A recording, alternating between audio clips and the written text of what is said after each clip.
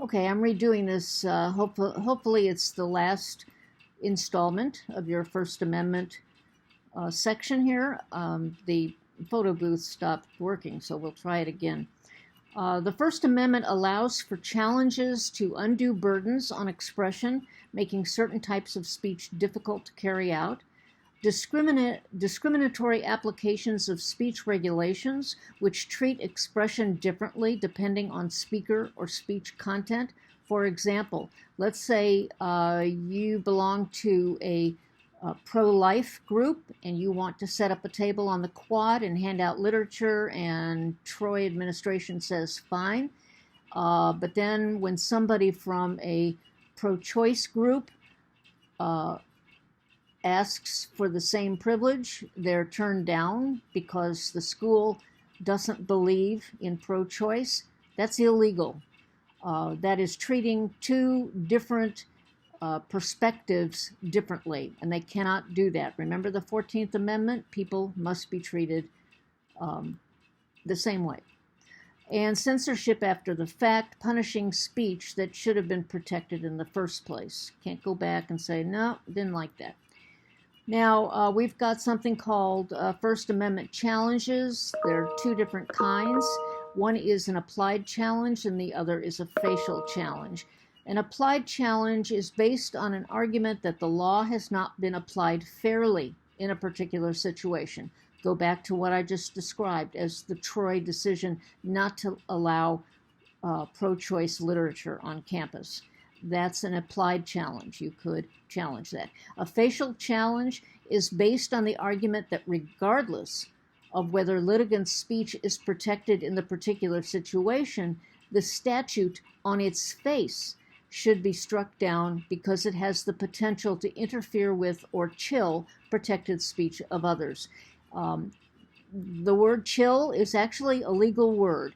It doesn't mean what we normally use when we say to our friends who are upset, chill, chill. No. Chilling speech means that you are intimidating somebody to not say those things when actually they have the right to say those things. You're chilling it. And we move on to doctrines of overbreadth and vagueness. Laws cannot be wishy-washy, they can't be vague, they can't be so broad as to bring in situations that don't really apply. So overbreadth is described as the Supreme Court can strike down a law that covers more protected speech or expressive conduct than necessary to accomplish its purpose. The law overreaches. The threat of enforcement might dissuade persons from speaking. That's called chilling. It might chill people from speaking. Overbreadth must be substantial in addition to being real, that is, present. That's overbreadth. Now we're going to get into, quickly, vagueness. Applies to the 5th and 14th Amendments too, which include the right of due process. Due process requires a fair warning about conduct that is deemed illegal. Ambiguous law that fails to clearly give this fair warning may be struck down as unconstitutionally vague, aside from its potential to chill protected speech. A vague law is subject to discriminatory enforcement by officials who interpret it as they see fit. Let's say, this is a kind of a simplification of it, but let's say you're driving down the street and you haven't seen a sign, a speed sign, for ages, and you're pulled over for driving too fast in that area, and you say, you're going to give me a ticket for driving too fast, but I didn't even see a sign. Is there no sign to tell me? I wasn't given any warning that the speed limit had slowed to 40 from 55. So since I didn't get a fair warning, how can you give me a ticket?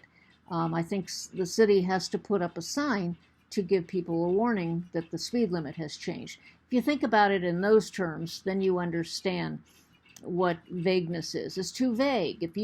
If that allows the police officer to determine when you're driving too fast. It's this all his discretion, which is not fair. Limitations on protected speech. These are very important for you to know. The most protected speech in America is political speech. It is fully protected. Commercial speech is protected, and commercial speech is usually, in terms of advertising. As long as it's true, and obscenity is not protected. Obscenity is not protected at all. Also not protected, speech that poses threat of harm, such as incitement to violence, criminal solicitation, fighting words, true threats, and some libel. Libel, which is defamation or hurting someone's reputation. It depends on the medium used. Print gets maximum protection from government intervention, probably because it was our first mass medium. Print was around for hundreds of years before we developed radio. Let's say broadcast media are under constraints. For example, you want to go into broadcasts, you have to be licensed by the federal FCC, Federal Communication Commerce. I'm sorry, I'm just blanking out here. Depending on their pervasiveness and accessibility to children. Cable is mostly free from constraints because it is subscription-based, and satellite must reserve time for educational programming and local stations, but its own content is protected. Okay, so we've got, restrictions on medium, restrictions on the category of speech. Quickly, we're going to finish up. Limitations on protected speech. Depends on time, place, and manner. You'll hear that in the future.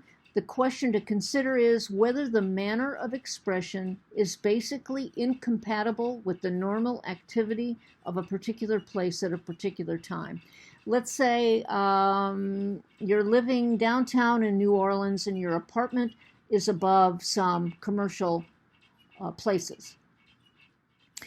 The city may say that to protect your sleep up above a place that has live music, they say that the music has to end at 10 o'clock.